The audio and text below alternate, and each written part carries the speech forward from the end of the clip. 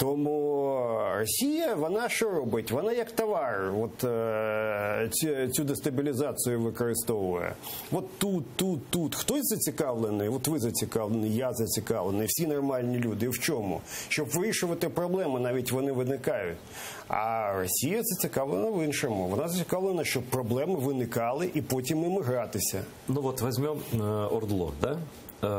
Еще месяца, по-моему, полтора назад я слышал от Курта Волкера в личном разговоре, да, что русские даже не отвечают на письма Госдепа про миротворческую миссию. В принципе, американцы не отвечают. А что сейчас по миротворцам? Ну, мое убеждение лично, могу это сказать, что их никогда не будет там, пока Путин у власти в России находится. Айдар, я би цього не виключав.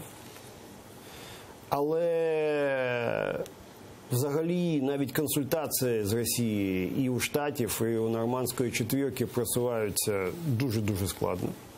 Росія бачить начебто миротворчість, ну, умовно, розмістити тих, кого можна погодити за її участю, тільки тут і ніде більше. Або їздити за спеціальною моніторинговою місією ОБСЄ. А що це означає? Це насправді означає заважати місії. Місія ж не страждає від того, що буде на неї хтось ще на машині їздити чи ні. Місія хоче повний доступ, вони ж не дають доступ, вони ж накачують оце все і зброєю, і боєприпасами, і так далі, і людьми. Тобто це все зрозуміло.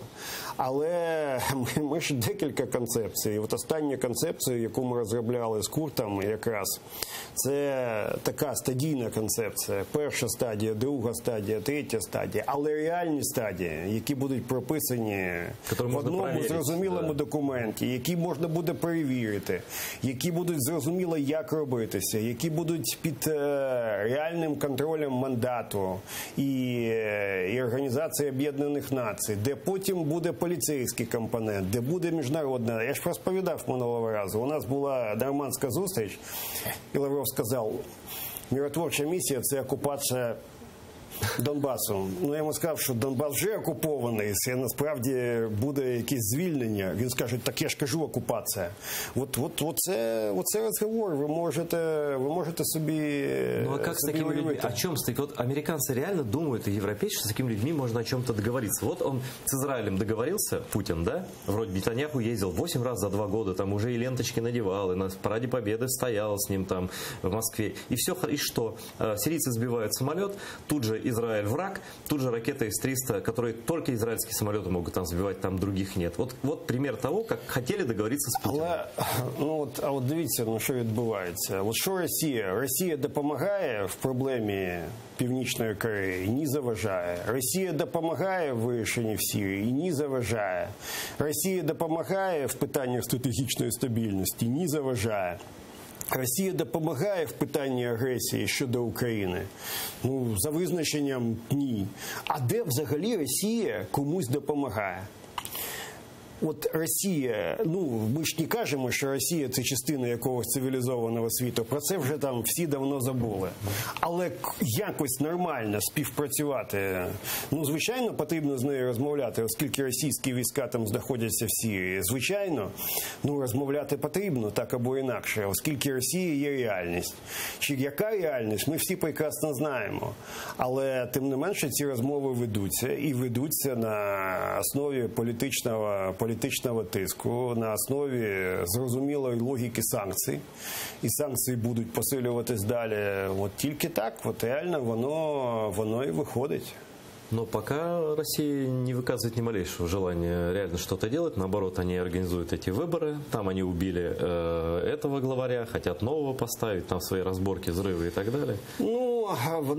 Вони ж граються цим, вони прекрасно розуміють, що вони зайшли в глухий кут, оскільки там нічого немає, економіки немає, нічого немає, життя для людей немає. Це не інтересує, Господи.